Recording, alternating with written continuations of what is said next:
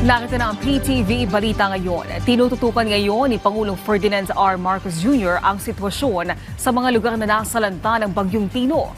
Ayon kay Palace Press Officer at Undersecretary Claire Castro, patuloy na binabantayan ng Pangulo ang epekto ng bagyo kung saan libo-libong Pilipino ang naapektuhan.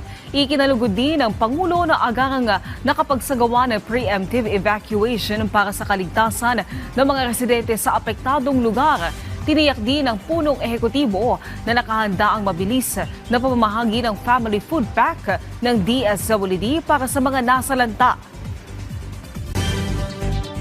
Ang DSWD ay nakapag-preposition na ng food packs at relief goods sa mga apektadong lugar na handa ng ipamahagi. Ang DOE at NEA ay tumutugon na sa mga ulat ng power outages, habang ang DPWH at MMDA ay nagpapakilos ng mga clearing teams para linisin ang mga daan. Tutungo rin ang ilang miyembro ng gabinete sa mga pinakaapektadong probinsya upang personal na alamin ang kalagayan at tiyaking na ibabalik agad ang mga pangunahing serbisyo. Puspusa na ang ginagawang hakbang ng Cebu Provincial Government at iba pang ahensya ng pamahalaan para tulungan ang mga residenteng naapektuhan ng Bagyong Tino. Si Josit Antisa ng Philippine Information Agency Central Visayas sa detalye. Josit? Alas 6 kaninang umaga ay kaba sa Signal 3 ang hilaga at ng bahagi ng lalawigan ng Cebu mula sa dating Signal 4 na nagdulot ng pagbaha sa iba't ibang lugar.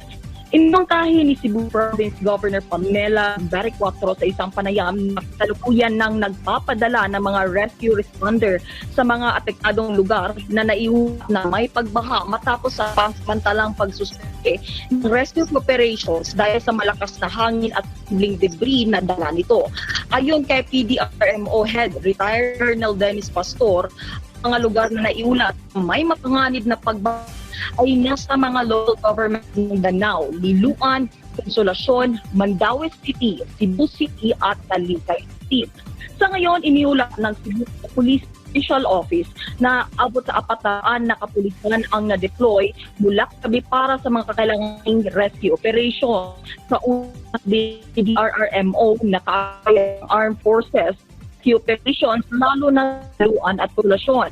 Samantala sa Talisay na nakaranas na pagtapaw ng ilog na siyang sanhi ng pagba, tinutungan ng PRMO Rescue Team ang mga residente katuwang ang MDRRM mga lungsod ng Sibunga, Carcar at Aragao. Mula sa total system blackout din ng safety measure, sisimulan din ng Visayan Electric ang power restoration matapos silang suriin ang kanilang sistema at yaking sa walang mga apektadong.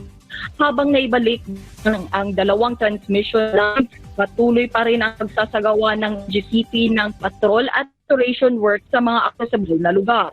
So, sinaranas ng pag-ulan at malakas na hangin, hinihimok pa rin ang puso na manatili sa loob ng bahay, iwanan ang mga binahang lugar at subaybayan ang mga opisyal na abiso ng pamahalaan. Sa ngayon, may isa pang low pressure area na may mataas na posibilidad na maging ganap bagyo sa loob ng susunod na 4 oras at naasahang kapasok in area of responsibility ngayong weekend.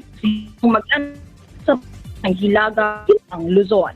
Mula rito sa Cebu, sa Integrated State Media, Josit Antisa ng Philippine Information Agency.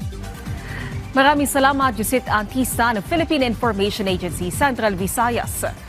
Isinagawa na ng Iloilo City Government ang preemptive evacuation sa mga residenteng nasalanta ng Bagyong Tino. Ayon sa Iloilo City Disaster Risk Reduction and Management Office, nailikas na nila ang mga residenteng nakatira sa mga delikadong lugar. Binubuo ito ng 6,000 residente. Bukas na rin ang 450 evacuation center sa buong lungsod. May sapat ding tents, beddings at mga pagkain ang LGU para sa mga bakwit. At yan ang mga balita sa oras na ito. Para sa iba pang update, follow at ilike kami sa aming social media sites at PTVPH. Ako po si Naomi Tiburcio para sa Pambansang TV sa Bagong Pilipinas.